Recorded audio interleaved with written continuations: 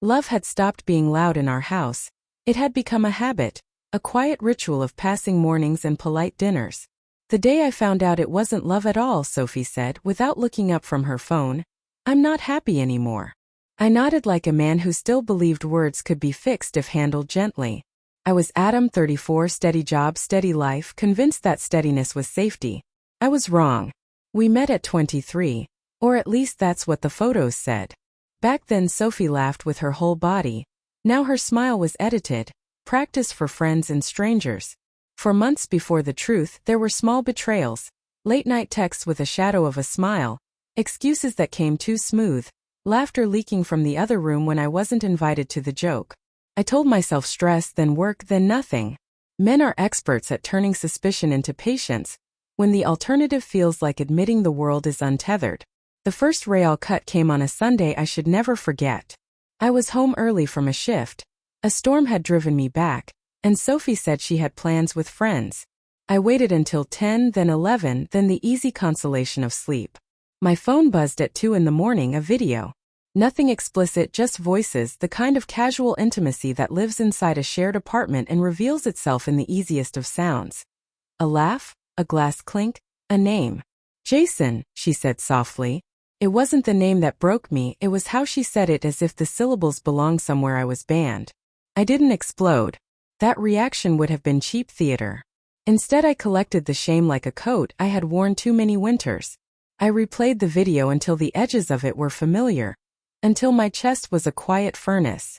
The next morning I asked Sophie about the trip to her friend's place. She grew defensive, flinched at questions as if I had accused her of something terrible. When a woman flinches at your questions, you either apologize for asking, or you learn why she flinches. I chose the middle path. I watched.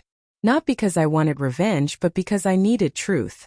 Watching changed me not into a detective but into a man who would not be surprised again. I started noticing the small logistics of daily life, receipts, recurring names on messages, the way her hair smelled of someone else's cologne in the mornings. Each detail stacked like bricks. Each brick made a wall between us, a wall she was building with her own hands. The day I confronted her, I did it quietly, as if I were testing whether the world still had the same bearings. Sophie laughed when I said Jason's name.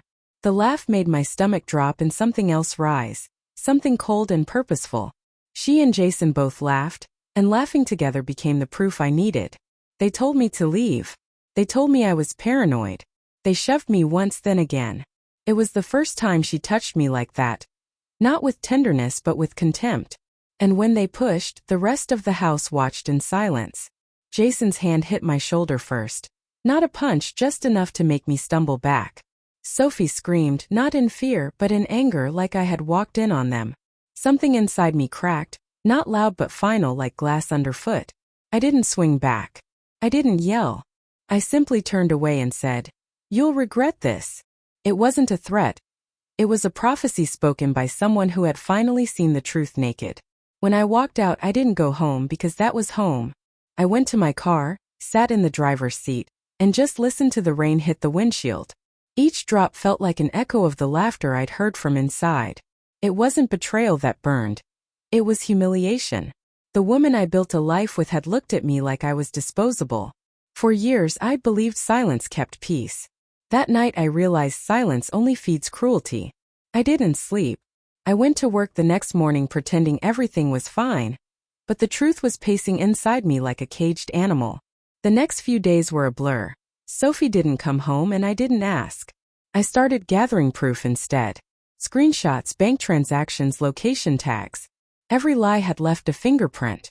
And with each discovery, I stopped loving her a little more. A week later she came back. Not with shame but with defiance. "You need to move out," she said, tossing her bag on the couch like she still owned the air between us. "Jason's staying here tonight." My hands went cold. "In our house?" I asked quietly. "It's my house now," she snapped. Then Jason appeared behind her, grinning like the kind of man who thinks he's won something he doesn't understand. I didn't fight. I left again, this time with a plan. I went to the police the next morning, told them about the assault, the threats, and handed over the video evidence. They told me they'd look into it, but I could see in their eyes they thought it was just another domestic story. so I made sure they'd take it seriously. That evening I returned, not to argue, but to gather the rest of my belongings. I told a neighbor to be ready to call 911 if anything happened. When I stepped inside, Jason was drunk and Sophie was worse, angry that I'd embarrassed her. "You called the cops?" she sneered. "You'll regret that." Jason came at me again, this time harder. I stumbled, hit the table, but I didn't raise a hand. The moment his fist connected, my neighbor rushed in, phone in hand, recording everything. The sirens came before Jason's next hit landed. Sophie was yelling, trying to twist the story, but the footage didn't lie. They were both taken that night. Him for assault, her for obstruction and complicity. I didn't celebrate. I just sat in the empty driveway, the flashing lights painting the house in red and blue, and wondered how love could rot into this so quietly. When the officers asked if I wanted to press full charges, I simply said, yes. Not because I hated them, but because I finally loved myself enough to stop forgiving what was unforgivable. The trial didn't take long, but it felt endless. Every hearing reopened the wound I thought had healed. Sophie avoided my eyes the entire time. Her confidence evaporated, replaced by something like disbelief. I think she never imagined I'd actually stand up for myself. Jason sat beside her in the courtroom, arms crossed, still smirking, like he was waiting for me to crumble. But I didn't. I had already broken once, and once you've seen the bottom, fear loses its shape.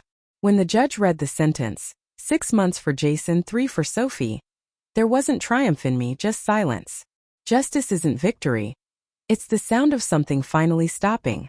Sophie cried when the handcuffs clicked, not out of guilt but humiliation. For a moment I almost pitied her, almost. Then I remembered the way she laughed that night, and pity died before it could breathe. Afterward, I went back to the house one last time. The rooms felt different, hollow, stripped of their warmth. There were still photos of us smiling in younger days, frozen lies hanging on the walls. I didn't take them down. I wanted the emptiness to keep its ghosts.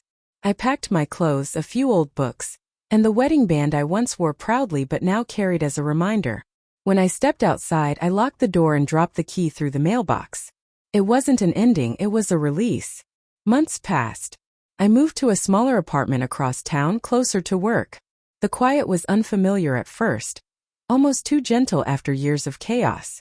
But slowly I learned that peace doesn't shout, it hums. I started cooking for myself again, running in the mornings, even smiling at strangers in cafes. Sometimes I still thought about Sophie, not with anger, just curiosity. How someone could destroy everything and still sleep at night. Maybe she thought she'd won until the day the bars closed behind her. One evening, while watching the sunset from my balcony, I received a message. Unknown number. Adam, it's me. I got out. I want to talk. I stared at it for a long time, feeling nothing.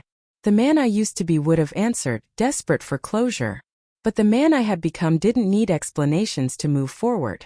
I deleted the message, blocked the number, and went back to my cup of coffee. Because sometimes revenge isn't loud. It's not about shouting or winning.